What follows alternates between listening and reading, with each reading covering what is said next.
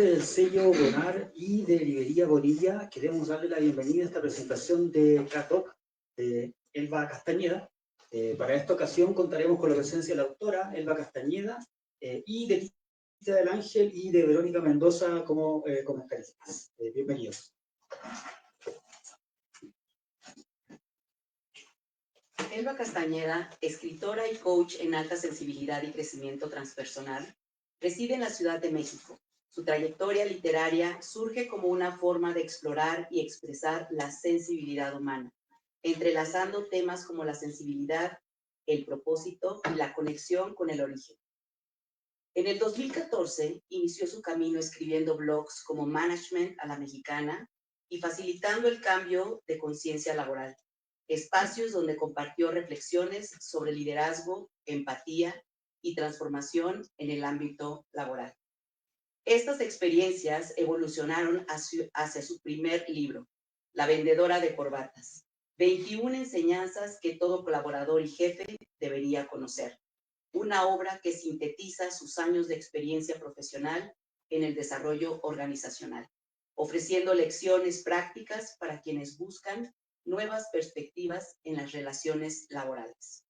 A lo largo de los años, Elba complementó su desarrollo profesional con estudios en áreas como psicología transpersonal y coaching ontológico, participando en seminarios como Acompañar hacia un buen morir de la Fundación Elizabeth Kubler-Ross, certificaciones varias en psicología transpersonal avaladas por el Centro Transpersonal de Buenos Aires, donde exploró temas de identidad, desapego y prácticas para liberar lo condicionado. Además, es egresada del programa de formación para profesionales PAS, personas altamente sensibles, impartido por la organización PAS España, que le permitió profundizar en la comprensión y el impacto del rasgo de alta sensibilidad en diversos entornos. Todo este camino la llevó a escribir su obra más reciente, K-Talk. K-Talk en el camino de la sensibilidad y la añoranza. Una novela que, a través de la figura de una felina en búsqueda de autodescubrimiento, explora preguntas fundamentales de la existencia. Elba también comparte su voz a través de su podcast y su programa de radio Origen Sensible, donde reflexiona sobre la transformación personal, el autodescubrimiento y el valor de la sensibilidad en un mundo que a menudo la subestima. Su compromiso como autora no solo reside en contar historias, sino en abrir espacios para cuestionar, conectar e incitar a la gente a mantenerse divergente, divertida y altamente sensible, porque de eso necesita más el mundo. Muchas gracias. Bienvenida, Elba. Bueno, antes de empezar, quiero leerles un fragmento del libro que me gustó muchísimo. ¿Sí? Por último, escuchen muy bien lo que les voy a decir, que aunque sé que lo olvidarán, es importante que lo mencionen, para que se quede grabado en alguna parte de su conciencia cósmica. Nunca, pero nunca y en ninguna circunstancia pierdan contacto con su don celestial. Si esto sucediera, nunca serían quienes están destinados a ser. Recuerden, son una unidad formando parte de un todo, y no un todo sin unicidad. Cada uno de ustedes está equipado con un don celestial que espera ser puesto al servicio de un todo y de ustedes mismos. Y con este fragmento te quiero preguntar, ¿qué te inspiró a escribir K-Talk? Vamos a ir repartiendo el micrófono. Más fácil quitar. Sí. Okay. Bueno, antes que nada, muchas gracias a los que están aquí presentes y a los que nos están escuchando en este momento en vivo por Facebook Live. Gracias a Vero, gracias a Tita, y gracias a sus familiares que también, ¿no? Están aquí apoyando, y gracias también a mi familia, porque está aquí. Todavía tengo la bendición de tener a papá, a mamá en vida y están aquí presentes. y a mi sobrina querida y a mi hermana. Entonces, de verdad, gracias a ustedes y a mis amigos también más cercanos, porque bueno, esto no sería posible si no hubiera un apoyo de mis círculos cercanos, así que de todo corazón, muchas gracias. Y contestando esta pregunta de Tita, ¿qué emoción, qué te inspiró a escribir Catok? Pues, lo estuve piense y al final dije, es que son 3 cosas. Y son, primero, toda una serie de crisis, ahorita externas, ¿no? La segunda, que siempre he estado en una constante búsqueda de preguntar todo, ¿por qué? ¿Para qué? ¿No? Y si no, ahí está mi madre de testigo, que pobrecita, desde que todavía creo que no hablaba bien, solo balbuceaba, toda la vida la cuestionaba, ¿y por qué? ¿Y por qué? ¿Y por qué? Y la tercera es que no hace mucho descubrí que lo que tengo sí existe, sí está científicamente comprobado y tiene un nombre. Y se llama alta sensibilidad. Es un rasgo de personalidad que después ya lo abordaremos a más detalle. Entonces, ¿qué me inspiró a escribir a Catok? Estas crisis. Miren, yo soy de la idea que desde que nací ya entré en crisis. Digo, yo no sé ustedes, pero de verdad. Por ahí, de verdad, la gente se empieza como a reflejar un poco, porque miren, no es vida, vas naciendo y así de, ay, mamá, no, a la incubadora. O sea, ¿cómo no va a ser mi primera crisis? Y después entras al kinder y te das cuenta que la vida es más aburrida que la de tu casa. Y entonces yo decidí, y eso sí es verdad, ahí hay una anécdota muy chistosa, que dije, si así va a ser esto de la estudiada, mejor me voy de pinta. Y empecé a irme de pinta a los columpios que estaban ahí mismo, ¿no? O sea, no crean que me iba tan lejos, ¿no? Ahí nomás al área verde, ¿no? A los columpios. Y después entras a la primaria. Y la cosa no es que haya mejorado, creo que empeoró. Entonces ahí voy, mami, la cosa no pinta bien. Esto está muy aburrido, los niños como que me ven feo, y ahí va mi madre nuevamente a abogar por su retoño, ¿no? Por su bendición, y logró que me subieran un año. De primero de primaria me fui a segundo. No es que tampoco hubiera mejorado mucho, porque ahora veía que los niños se dedicaban a hacer manualidades, y decía, pero bueno, así es la vida, ¿cierto? Y así, he tenido crisis de todo tipo, pero ya llegó la crisis de la mediana edad. Aquí, como muchos de ustedes algún día las van a sufrir. Muchos de ustedes son jóvenes, pero se los auguro, por ahí van. Y entonces, hace 2 años, digo rápido les platico, ¿no? Hubo ahí un detonante. Uno aquí, pero como coach sabrá, hay un quiebre en la vida. Entonces, la vida te va susurrando así de, Elba, hay que hacer un cambio. Pero te lo dice suavemente con amor.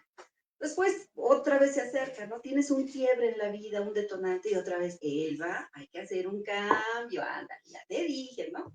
Ok, y no haces caso. Hasta que tiene que mandar algún villano, porque ese es el papel que de repente jugamos en la vida de unos, ¿no? Y viceversa. Llegó un villano y un día me dijo, no, Elba, mira, para este trabajo corporativo, laboral que tenías, ya estás vieja y no eres de cierta nacionalidad. Y claro, por supuesto entré en crisis y por supuesto entré con mi duelo y perdí una seguridad y demás. Y que dije, bueno, ¿sabes qué? Gracias. Porque gracias a esto, entonces ahora me puedo reinventar. Uno se reinventa en las crisis.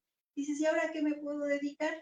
Pues ahora me dedicaré a algo que yo ya percibía como un camino interesante, gozoso, de contento, y al final fue ya hacer esto un camino profesional. Entonces, ¿qué me inspiró en resumen? Sí, mis crisis existenciales desde el día que nací. Segundo, este rasgo de personalidad, la alta sensibilidad, porque si ahorita hacemos una estadística y les digo, ¿cuántos de ustedes conocían el rasgo de la alta sensibilidad? Les aseguro que algo mucho, 1 o 2 van a alzar la mano, pero por lo que veo, ninguno la alzó, para que vean que no es muy conocido. Pero lo más interesante es que cuando empecé a hablar de esto, por ahí no las voy a balconear, ni los voy a balconear, empezaron a hacer ahí sus pruebas y dijeron, mira, yo también soy altamente sensible. Exactamente, somos pocos, solo del 15 al 20% de la humanidad que tiene este rasgo. Y tercero, pues mi búsqueda de sentido. El libro en sí es todo ese viaje de la heroína, todo ese monomito, ¿no? Que por ejemplo, habla de esto mucho Joseph Campbell. Ese es mi libro y esa es mi búsqueda. Gracias. Y bueno, pues retomando esto que te inspiró a escribir esta obra, pues nos encantaría que nos pudieras comentar qué influencias literarias se reflejan en Cat Dog. Mejor me lo quedo en la mano, ¿verdad? Gracias. Muchas gracias, Vero. Aquí, pese a lo que se pueda pensar, mucha gente dice, tú ponte a escribir, ahí lo que salga. Ustedes disculpen, mi formación es así como muy de, no puedo hacer las cosas ahí se va y hoy me voy a sentar y voy a escribir. Sentía como un gran compromiso de decir, si un día escribo, por lo menos voy a leer algo, ¿no? Por lo menos debo de tener ahí unos cuantos libros en mi casa, como para que digan, se sentó a escribir y no sabía ni de qué quería escribir. Pero, entonces, ¿cuáles son esas influencias literarias y son las que están ahí en mi pequeña librería de casa? Los cuentos y los mitos. Ya alguna vez lo había yo dicho que, ahorita se me escapa el nombre, pero dicen que los cuentos son para dormir a los niños y para despertar a los adultos.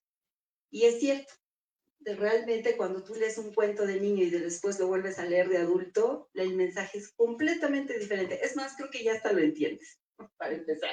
Yo me acuerdo que yo leí Alicia en el País de las Maravillas cuando era pequeña y yo decía, qué padre, un conejito, el conejo blanco.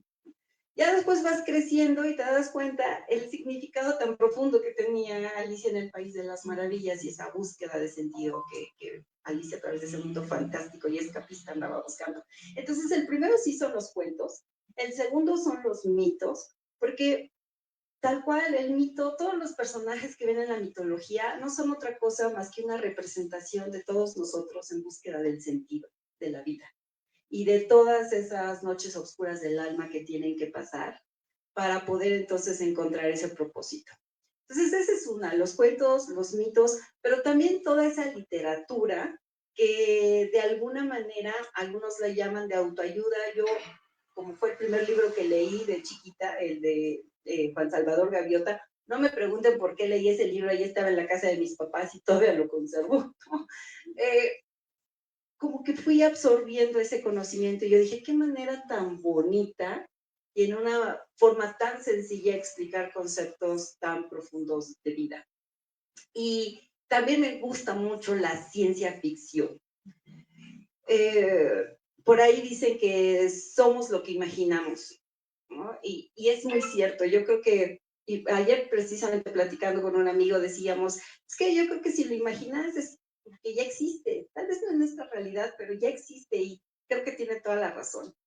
Entonces, toda esta influencia literaria al final del día, lo que me llevó fue a escribir en este estilo, que luego también me preguntan, bueno, ¿y cuál es tu estilo, no? Porque hay quien me dice es un libro esotérico, hay quien me dice que es un libro de autoayuda y cosas así, ¿no?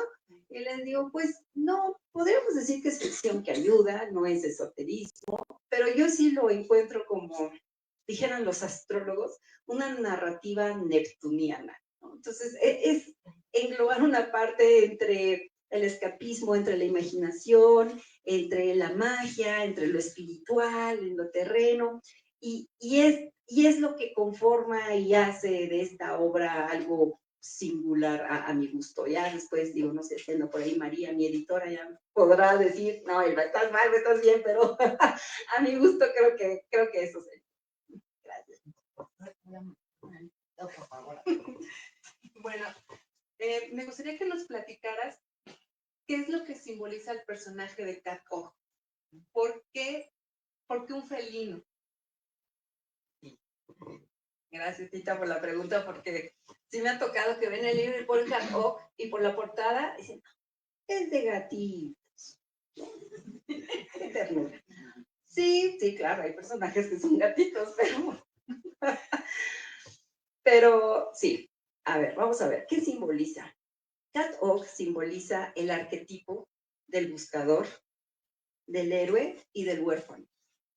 Son arquetipos que les puedo asegurar que todos ustedes alguna vez han vivido, porque no nos instalamos en un solo arquetipo, somos muchos a lo largo de nuestra vida. Eso es lo que simboliza Cat Dog. ¿Y por qué una felina? Porque los felinos también, o en este caso el felino también es un símbolo. Es esa parte que mezcla lo intuitivo con lo racional. la introspección con la acción. Seres que aman su independencia, pero están en búsqueda de conexión, ¿no? De quien les haga cariñitos.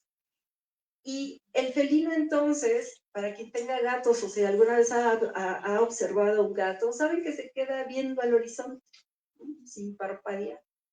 Y uno piensa que estarás viendo y hasta te asoma y no está viendo nada el gato, pero te das cuenta que él está aquí, pero no está aquí. Está allá, pero también está pendiente de lo que está aquí. Entonces, esa capacidad que tiene el gato de estar en el aquí y en el ahora, pero sin perder de vista el futuro y el horizonte, refleja también esa capacidad de que al momento que generas ese ejercicio de introspección, eres capaz entonces de empezar a obtener las respuestas de cuestiones tan significativas o profundas que has estado buscando a lo largo de tu vida. Y otra cosa bien interesante, digo, para los que ya han leído el libro, a Kat Och también se le conoce como la niña. Tiene también un simbolismo el que el libro diga la niña. ¿Y de qué se trata? El libro, entre todos los mensajes que puedan tener, también incluye el de nunca dejes de ser niño. Pareciera que cuando somos adultos ya no podemos imaginar, ya no podemos pensar que somos capaces de algo o crear algo. Y solo cuando eres niño no te pones esas barreras de pensamiento, no racionaliza. Y los niños se dice que están en un estado preconsciente. ¿Y qué significa esto? Que no saben que saben lo que saben. Interesante, pero lo saben, ¿no? Y yo lo tengo eso claro, porque cuando yo les contaba que en una crisis del kinder me iba a los columpios de pinta, ¿no? Yo estaba ahí columpiada, comiéndome mi Dubalín, lo recuerdo, mira. Y pensando, de verdad pensando. Y después esas mismas preguntas llegaba a casa y se las preguntaba a mi mamá, le digo, oye, ¿por qué la gente se muere? Así como ella no sabía qué contestar, supongo, no me acuerdo qué me decía mi mamá, pero así como de que una niña de 4 años no puede estar preguntando por qué la gente se muere. Porque le digo, si se muere, entonces ¿para qué nace? O sea, como que ¿dónde está el sentido de esto? Entonces, es cuando te das cuenta que como niño efectivamente no sabes que sabes lo que sabes.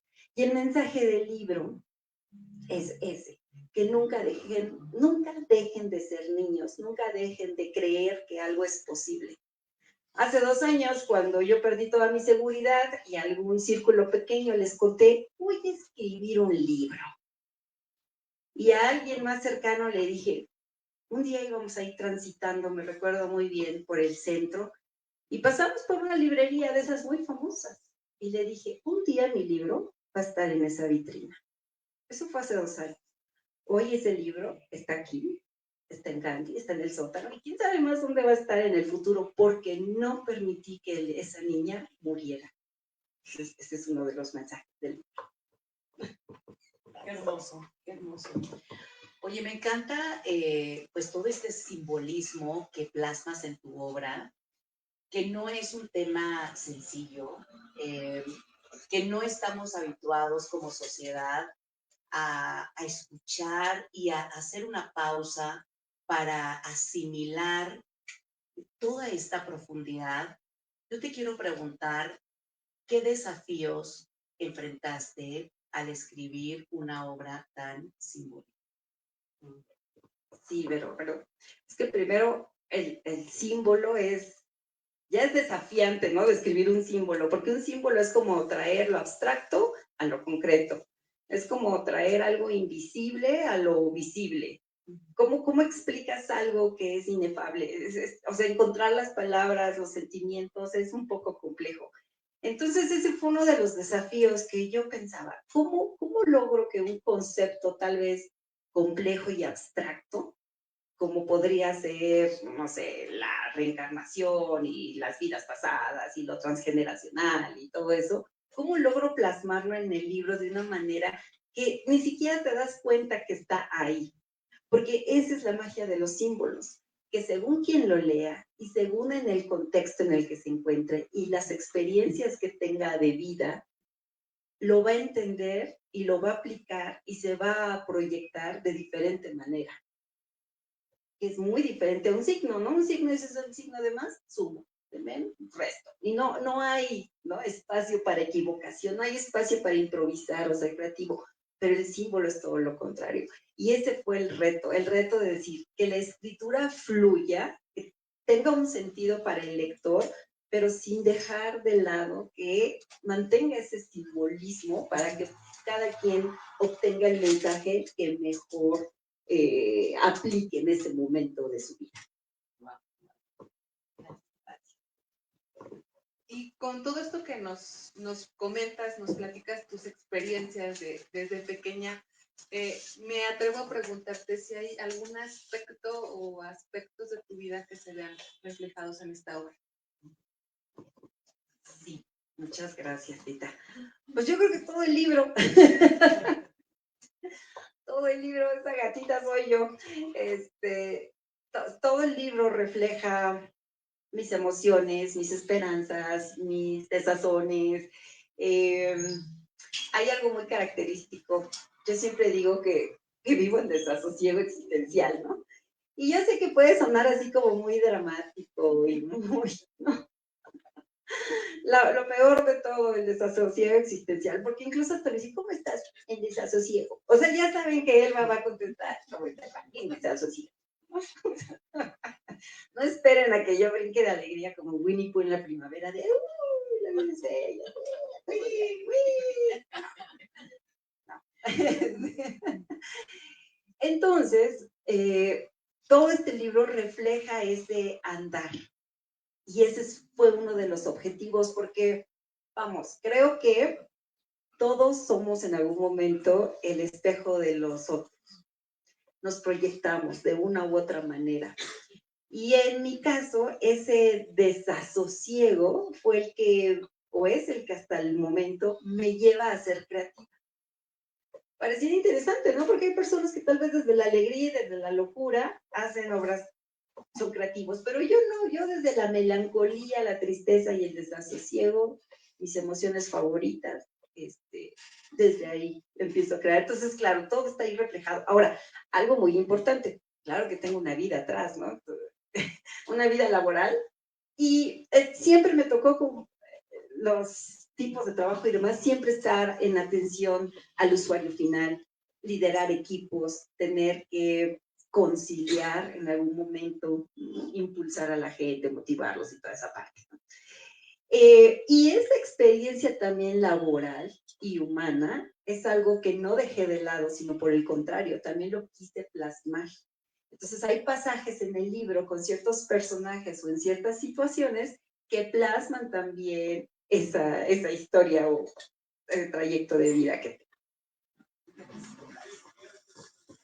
Oye, bueno, yo quiero decirles que yo conocí el término de alta sensibilidad por nuestra autora favorita, y ahí comprendí, pónganlo ustedes en su propia experiencia, pero ha habido ocasiones en las que nos sentimos fuera de lugar. No sé si alguna vez ustedes han sentido que, ay, como que no sé, creo que no pertenezco ni a este mundo, ni a esta familia, como, o nos sentimos abrumados, y creo que este término de la alta sensibilidad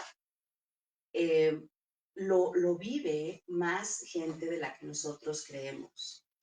Entonces yo aquí te quiero preguntar cómo en este contexto, y si alguien ya se identificó, cómo en este contexto CATOC, el libro, nos puede apoyar a encontrar pues ese sentido que a veces creemos o pensamos que es algo exagerado, que solo es de las niñas, ay no, a los chiquitos consentidos, y es mucho más allá de lo que nosotros alcanzamos a ver. Sí, así es, pero muchas gracias. A ver, como alguien que le gusta escribir en símbolos, que le gustan los cuentos y los mitos, dije, ¿cómo se los puedo ejemplificar? Y creo que no hay mejor ejemplo que el famoso mito de Quirón, ¿no? El sanador herido. Y ahí viene el chisme mitológico cósmico, Se los comparto. Resulta que ahí tienen que Quirón era un centauro. Su padre era Cronos para los griegos o Saturno para los romanos. Y él estaba casado. Pero como buen dios de ojo alegre, ¿no? Quería conquistar ahí a una humana y dijo, ¿cómo le hago para que mi señora no se dé cuenta y no me cache? Pues que se convierta en caballo. Él bien creativo. Y la humana también, ¿no? Después digo, bueno, caballo, pues está bien. Pues bueno, de esa unión sale un chamaco y sale Quirón. Pero Quirón, obviamente, pues es hijo de un dios y de hijo de una humana. Sale mitad caballo y mitad humano. Cuando lo ve su madre, lo rechaza, porque dice, ¿qué es este adefesio? ¿No? Yo no lo quiero, llévatelo tú, Saturno. Pero obviamente Saturno no podía llegar con la señora, ¿no? Con Rea y decirle, ¿qué crees, amor? Te trae una bendición fruto de un amorío que tuve por ahí. Claro que no, ¿verdad? Le va a correr. Entonces, ¿qué hizo Saturno? Lo que hacen todos los padres cuando no se quieren hacer cargo del chamaco, ¿no? Se lo dejan a alguien más. Y entonces va con Apolo y le dice, pues ahí te lo encargo. Ay, me lo cuidas. Luego los cigarros, ahí te lo dejo. Pero le fue bien al Quirón que lo adoptara Apolo, porque Apolo le enseñó todas las artes de la medicina, de la herbolaria, la curación. Incluso dicen que Quirón fue el primer veterinario, así lo manejan los propios veterinarios, porque tenía ese poder de curar a todos los animales en la tierra. Fue un sabio, fue maestro de muchos otros dioses del Olimpo. Pero a lo que voy es que ahí viene la primera herida emocional de Quirón. La huella del abandono, la huella del rechazo por parte de sus propios progenitores. Y él podía dar todo el amor a sus discípulos, pero él no lo recibió desde el inicio. Esa es la primera. Y luego la segunda, uno de sus discípulos, Hércules, ¿no? Otro famoso por ahí, pues un día ahí, jugueteando y lo que sea, lo hirió con una flecha envenenada. ¿Y cuál es el absurdo? Que Quirón, al ser hijo de un dios, pues era semidios y era inmortal. Entonces no se podía curar, pero tampoco se podía morir, porque era inmortal. Y siempre traía ahí esa herida por la flecha envenenada. Total que Hércules se conmovió y dijo, bueno, pobre de mi maestra, pues, aparte fue mi culpa. Entonces ahí va con Zeus, que dicho de paso era medio hermano de Quirón. Ya ven que eran unos locos en la mitología, ¿no? La hermana con el hermano, el papá con la hija y así, bueno, sabrán ese árbol genealógico. Total que ya va con Zeus e intercede, y ese es otro mito, pero nada más para que lo sepan, intercambió la mortalidad con Prometeo. Entonces Prometeo resultó que se vuelve inmortal porque le da su mortalidad a Quirón. Finalmente Quirón puede morir, pero esa es otra herida. Y una vez más regreso al absurdo, es el sanador herido. ¿Cómo puedo sanar a todos de heridas de muerte y yo no me puedo sanar, ni tampoco me puedo morir?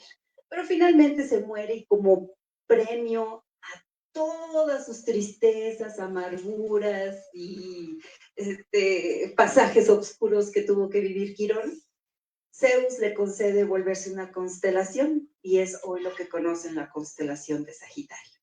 Muy hermoso, ¿verdad? Pero, ¿y todo esto es para englobar la pregunta? ¿No? La respuesta. ¿Cómo ayuda? Porque al igual que Quirón, lo que hace Kat Ock en este libro es mostrarle a todos aquellos que tienen una herida, una huella de abandono, de rechazo, que dentro de sus debilidades pueden encontrar sus dones, su esencia, lo que los hace únicos y diferentes. Porque en eso que te duele es donde se encuentra el poder para volverse a levantar.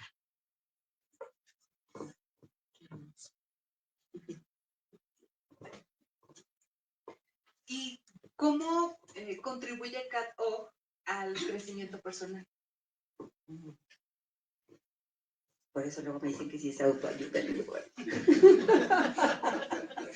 Por eso me dicen que porque está ahí junto al de Jorge Bucay. Ah, pero qué honor.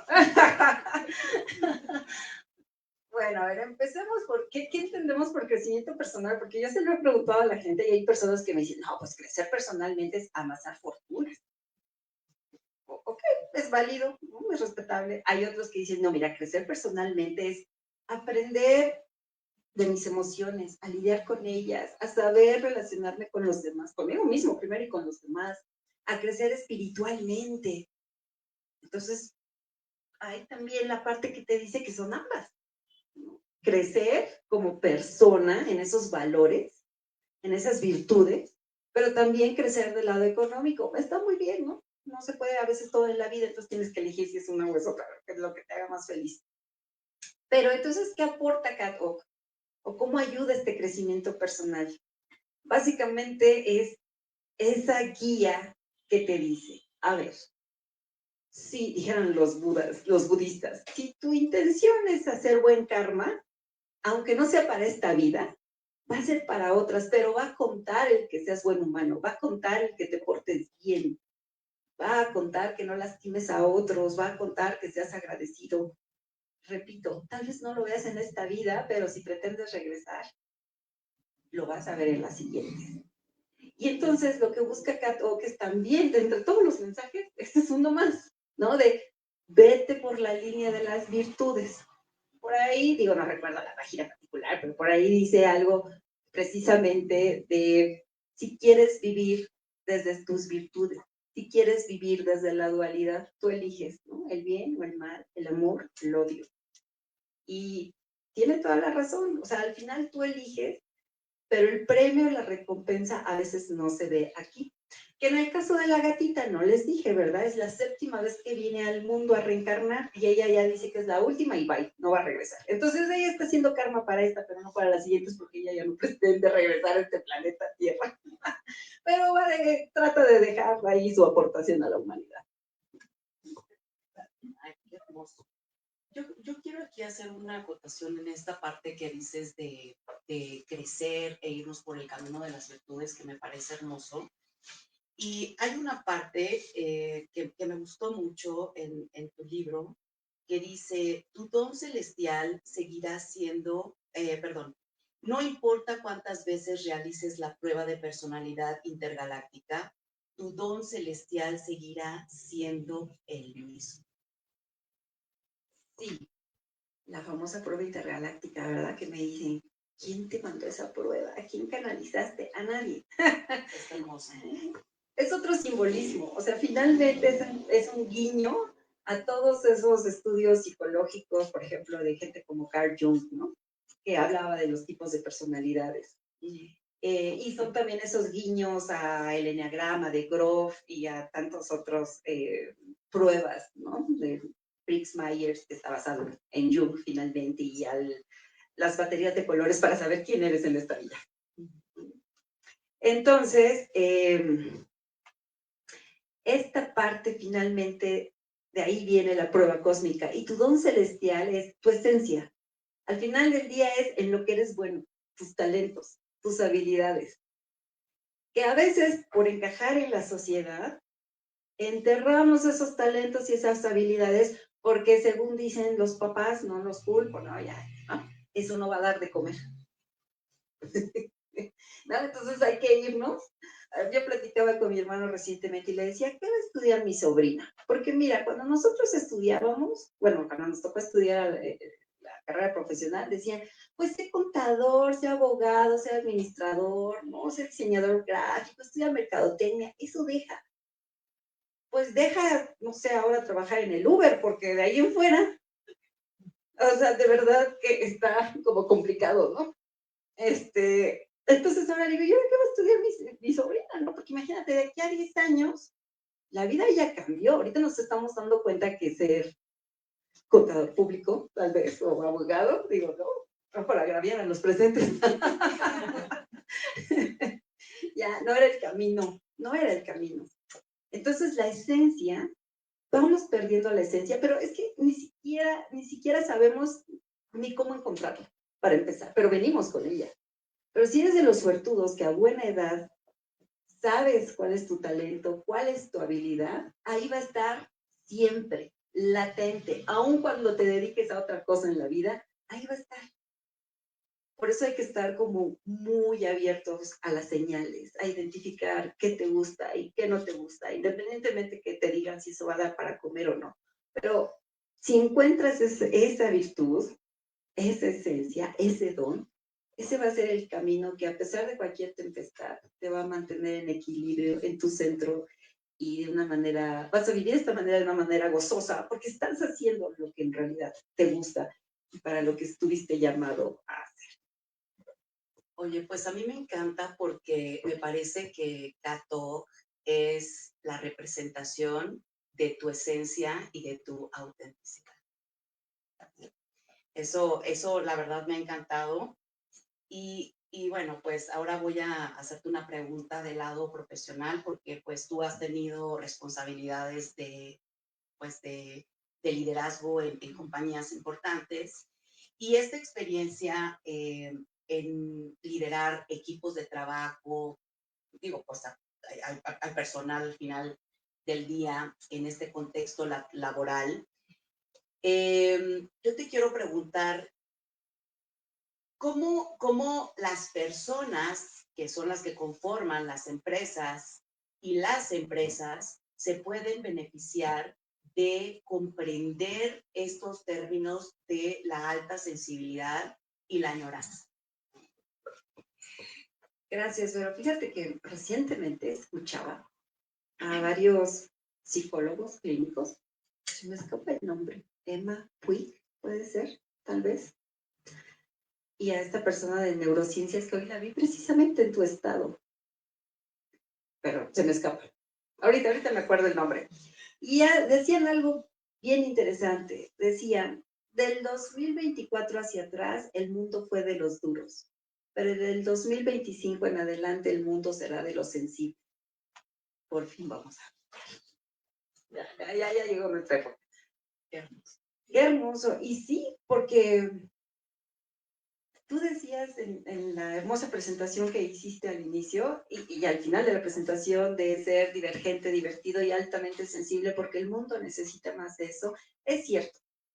Nos ponemos una coraza y ser duros, presentarte duro, porque yo así me presenté por muchos años, lo debo de asumir. O sea, yo acallé mis lágrimas por muchísimos años y me hice la fuerte, porque en un mundo como este, si te ven llorar, estás acabada, porque ven tu punto vulnerable. Y más cuando estás, ustedes lo saben, ¿no? Trabajar en un ambiente en donde a veces no somos bien vistas ya por el género, ¿no? No estoy atacando a los hombres, hay unos que son muy lindos y sí nos respetan, muchas gracias. Pero normalmente en este país donde nos tocó nacer, hay que hacerse un camino y nos cuesta doble. Entonces no te puedes dar el lujo de, la directora está llorando. ¿No? Porque ya es así como la directora es una débil y ya no puede sacar los números. O trae temas hormonales. Trae temas hormonales, exactamente. Sí, es correcto. Entonces hay que verse igual de duros, ¿no? que los compañeros, porque si no, aprendes esta coraza al final del día. Y por muchos años yo fui así, pero me di cuenta que ese camino no era de respeto, era de miedo, ¿no? Dijera Maquiavelo, más vale ser temido que querido, o algo así. Pues yo tenía tatuado Maquiavelo en todo mi ser. Hasta que un día descubrí que si me iba por el otro camino, porque ya un día dices, ya no puedo aguantar más las lágrimas, un día se me van a salir y se salieron, ¿no? Pero te das cuenta que no era por chantaje, sino ya era conexión con las personas. Y al tú tratar a los colaboradores desde el lado del sentimiento, entender que no son números, sino son personas, que traen los mismos problemas que tú u otros más graves, y preocuparte por ellos también desde su esencia, desde sus habilidades, colocarlos en el lugar donde van a brillar y no donde le van a sufrir. Eso al final me trajo más, ¿cómo podría decir? Sin que suene así como ególatra, pero me trajo satisfacciones, porque los ves crecer, los ves volar, los ves subir en el escalafón. Entonces, respondiendo a tu pregunta, Vero, esto de la alta sensibilidad es un tema que quiero decirles que pareciera nuevo en México, pareciera que incluso los mismos psicólogos con los que yo platico me dicen, es que no lo conozco bien, dame chance, déjalo estudio. Está bien, ¿no? Está perfecto, estúdialo, pero estúdialo, ¿no? Y enséñalo, y promuévelo, y aplica este conocimiento. Más si tienes redes, pues alza la voz. Y eso es la razón por la cual existe este libro y existe mi podcast y existe el programa de radio, para alzar la voz y decir, hay ahí un tipo de ser humano, una especie que todos somos sensibles, pero hay uno en particular que es más, y en fines empresariales, y ya lo viví, ya lo constaté, son buenos líderes. La gente al final ya retribuye a la empresa no por el miedo de perder su trabajo, sino porque te genera lealtad, porque por primera vez estás siendo tratado como un ser humano, como un ser que siente, que llora, que vive, que se alegra. Ya te ve como uno más. Y esa es la parte que yo pienso que las empresas se van a beneficiar mucho si nos empiezan a mirar no como un eslabón débil de la cadena, sino como un eslabón que si no está, no va a hacer ese clic con el resto de la cadena. Entonces, de ahí la sensibilidad y su importancia ya en un entorno laboral.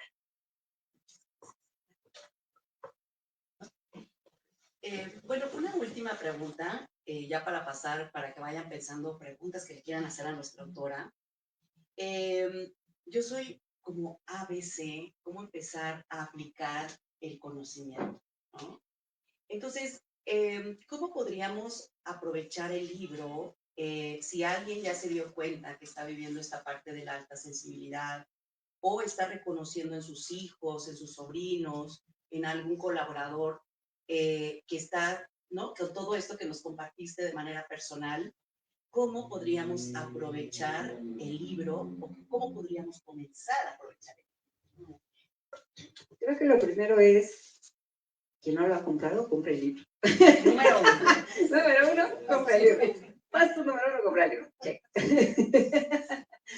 Paso número dos, cuando lo abras, hazlo con ojos de niño. Sobre todo este tipo de libros. Porque si los abres con esos ojos de adulto, que ya vienen con un bagaje, con traumas, con creencias, el libro no va a surtir el efecto que busca Kat o que buscas tú, que busca la autora. Solo con ojos de niño ves lo esencial. Ya lo decía así, creo que incluso, ¿no? En el principio, Antoine-Exupéry, ya lo decía y tenía toda la razón. Hay que verlo con ojos de niño. Porque con esos ojos te llegan los mensajes sin racionalizar. Es que esa es la clave. En cuanto le metes cerebro, ya te perdimos para este tipo de temas. Entonces, ¿cómo te puedes ver beneficiado? Con llegar con esa magia y pensar de, a ver, este es un mundo alterno, este es un mundo de fantasía, estos son personajes que al parecer no habitan en este planeta, pero habitan en otro. ¿Qué tienen para enseñarme? Y dejar que las palabras te vayan, conforme vas leyendo las palabras, te van enviando esos mensajes. Entonces, estar como muy claros de ahorita qué emoción sentí, porque eso es parte del libro. Hay gente que me dijo, es que lloré, no se los voy a spoilear, es que lloré cuando pasó esto, y casi creo que el 80% llora exactamente en esa parte. No era la intención, pero bueno, ¿no? Entonces lo vives el libro. Creo que eso es así como viven la pasión del fútbol, así vivan la pasión de la lectura. Y apasionense y emocionense para que realmente el mensaje llegue, el que te tenga que llegar, porque repito, es en el contexto y en el momento en el que cada uno de los lectores se encuentre. Muchísimas gracias. Y bueno, pues ahora vamos a pasar a las preguntas de la audiencia, del público. ¿Alguno de ustedes, alguna de ustedes le gustaría hacer alguna pregunta a nuestra autora?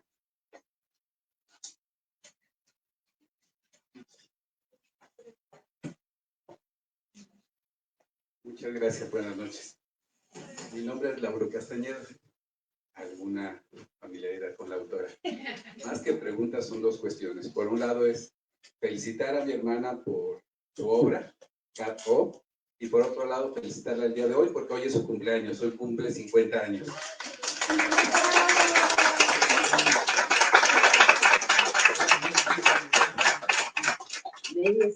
Medio siglo, pero en mi defensa diré que él es más grande.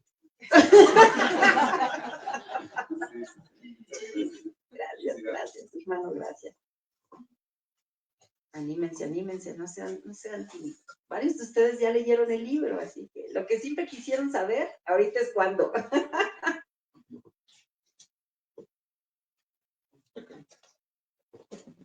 Más que una pregunta, yo les doy una recomendación.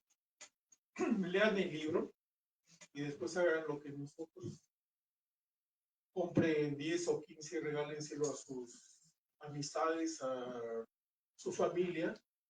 Es un libro que posiblemente pudieran pensar que es para niños, pero no, es un compendio aquí de conocimientos muy interesantes.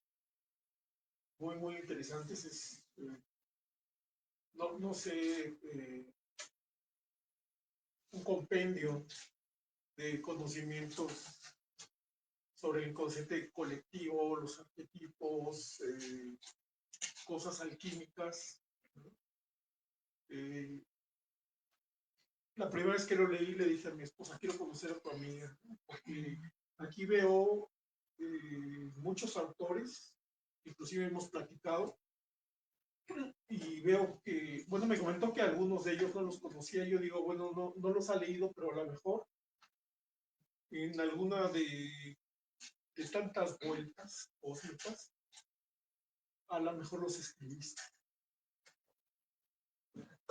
Muchas gracias a Eduardo y Zaira, porque sí debo decir públicamente que son los mayores compradores de mi libro que yo conozco hasta la fecha. De verdad es increíble y ahora voy a llevar uno para mis sobrinas y mi hermana, y ahora voy a llevar otro para los amigos de los, y ahora voy a llevar otro. Sí, mire, sí, muchas gracias. No, están regalados, sí los compraron, pues. Y de verdad, muchísimas gracias, porque sí es cierto, acabas de decir algo, una inconsciente colectivo. Sí, a mí me ha resonado eso de gran manera. Dentro de las influencias literarias, cuando preguntaba a Vero, lo dije tal vez ahí muy someramente, o creo que ni siquiera lo mencioné, también era simbólico la cosa, pero todo esto que tenga que ver con psicología transpersonal, ¿no? Y el inconsciente colectivo es uno de esos temas que se toca mucho en la psicología transpersonal. Todos nosotros estamos conectados. Yo no soy dueña de un conocimiento, no acabo de descubrir el hilo negro. Al final del día es información que siempre ha estado ahí, pero de repente agarra a alguien que la va a bajar, la va a moldear de cierta manera y la va a plasmar. Y yo tuve la fortuna de que en este caso de la garrita de Cat O, llegar a ese conocimiento, que seguramente no solamente es de esta vida, sino viene de otras tantas, y tener esa habilidad de plasmarlo de una manera que no pareciera algo tan denso, profundo o existencial. Muchas gracias. Gracias. Aquí nuestro amigo también quería hacer una pregunta. Gracias. Gracias. Elba, ¿cómo se te ocurrieron los nombres? Cat O, Zephyrion, Aetheria. Sí, alitas. Creo que todo empieza desde ¿qué me da curiosidad en esta vida? Y algo que me daba mucha curiosidad, y hablando de esas vidas pasadas, yo juro y perjuro que algún día fui una sacerdotisa de esas celtas. No druida, porque druida nada más se le daba el nombre a los hombres, pero por ahí anda Roxana. Roxana debe saber cómo se le decía a las mujeres celtas. ¿Cómo se le decía? Druidesas. Druidesas. Ah, mira. Tan difícil, ¿verdad? Druidesas. Gracias. Ella es la experta en toda esta mitología nórdica. Entonces, yo empecé quiero algunos toques celtas en los nombres, en mi libro, en el diseño. Entonces, si se dan cuenta, el logo de Cat O atrás trae como esos, no sé, Triquel, ¿no? ¿Cómo se dice, Rox? Es que ella es mi asesora, entonces. Aparte de que es la persona que hizo la traducción al inglés, ya pronto lo van a tener. Entonces, le dije, quiero algo así. Pero siempre he leído mucho de toda esta cuestión de los celtas y resulta que cat-o significa gatita en gaélico escocés, porque no están para saberlo, ¿no? Realmente los mismos historiadores no tienen nada por escrito donde se pueda atestiguar cómo era el lenguaje, pero tienen unas ideas de qué es el gaélico escocés y o es la partícula que hace que las palabras entonces tomen un sentido de cariño y diminutivo. Y cat, en gaélico escocés también es gato, entonces al poner cat o se convierte en gatita. Y ahí está como mi sello de alguna de esas vidas donde fui druideta o algo así. Ahora, los nombres, vamos a ver. Sefirión también es simbólico. Según lo que ustedes crean, lo pueden ver como el todopoderoso, ¿no? El magnánimo, el creador del cosmos, la existencia y de todos nosotros. A Eteria, que es el gran salón de Eteria, también en lo que ustedes crean, pero es Shangri-La, el Nirvana, ¿no? El paraíso. Pero muchos de esos, por ejemplo, Sefirión la Eteria trae raíces griegas.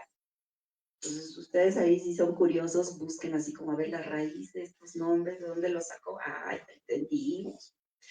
Alitas es ahí un personaje, es un guardián. Entonces dije, pues si es un ángel guardián, ¿para qué nos complicamos? Pues Alita. Así nos los pintan de que tienen alas, pues alitas. ¿Por qué no? ¿Por qué no?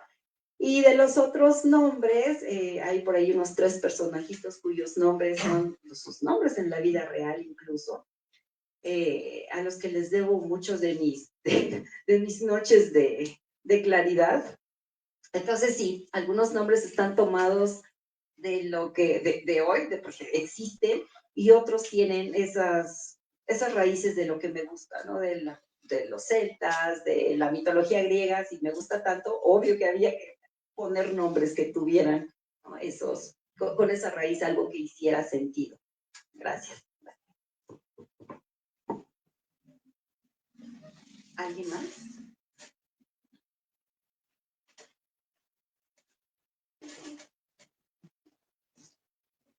De este lado. No aprovechen, porque el día que sea famosa ya no va a haber.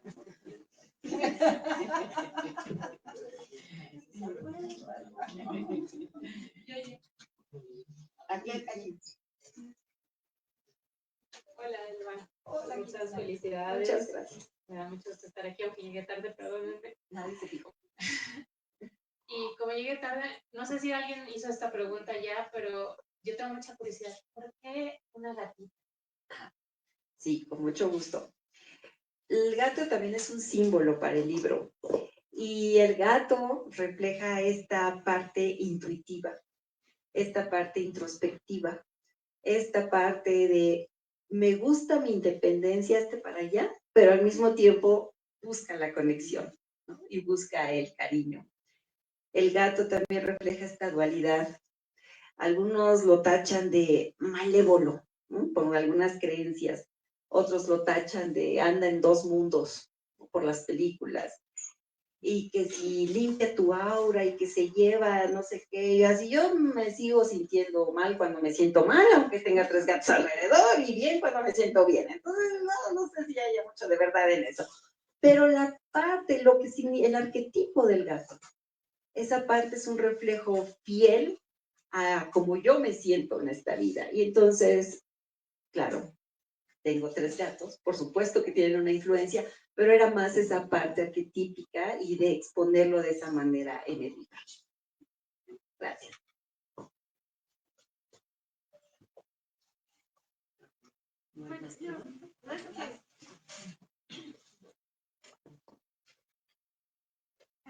Gracias. Más que una pregunta, es más un agradecimiento por todos los conocimientos que nos regalas a los lectores de libros y de tu compañía.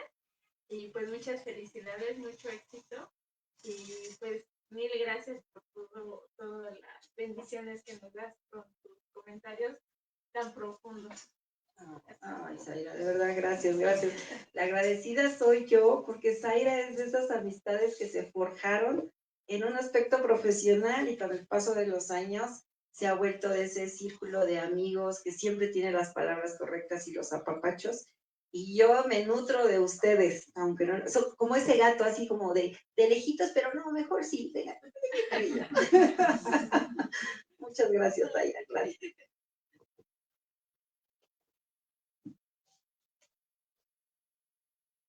Bueno, pues si no hay más preguntas y comentarios, pues queremos agradecerte, Elba, por habernos compartido pues parte de tu corazón, ¿no? Parte de tu corazón, de tu esencia. Bueno, a título personal me siento muy alegre y bueno, muy, muy orgullosa de que mira qué hermosa manera de comenzar un nuevo año de vida. Y bueno, pues te dejo el micrófono completito. Muchas gracias. Pues ya para cerrar y agradecer a todos su asistencia, su apoyo siempre en estas locuras, porque hay que tener compañeros de locuras, eso es muy importante, ¿no? Para que este desasosiego de repente se me olvide. Gracias. Gracias de verdad a todos. Y pues es medio siglo, había que festejarles. Y lo más interesante, yo hoy estaba pensando y se lo dije a mi mamá. Imagínate, llevo viviendo de este medio siglo la mitad en el siglo pasado y la mitad en este siglo. Qué cosa más fascinante. Porque es de esa generación para los que más o menos estemos, ay, no, pues estoy muy chiquita. La rodada, déjalo ahí.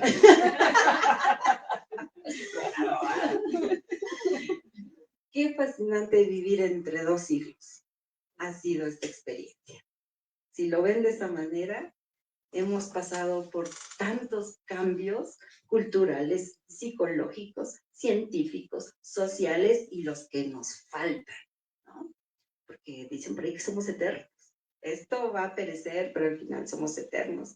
Y quiero cerrar nada más con una parte del libro que encapsula todo el conocimiento y todo el mensaje de Cato, y es el siguiente. Para aquellos seres sensibles que encontraré en mi andar, piensa que allá donde temporalmente estemos por llegar, tu consuelo será que el tiempo no se detiene y el tejido se envejece, que la diversión efímera adormece y la realidad nos oscurece. Aquel lugar en donde para aprender habrá que transitar el camino del ser, allá en donde para renacer habrá primero que perecer.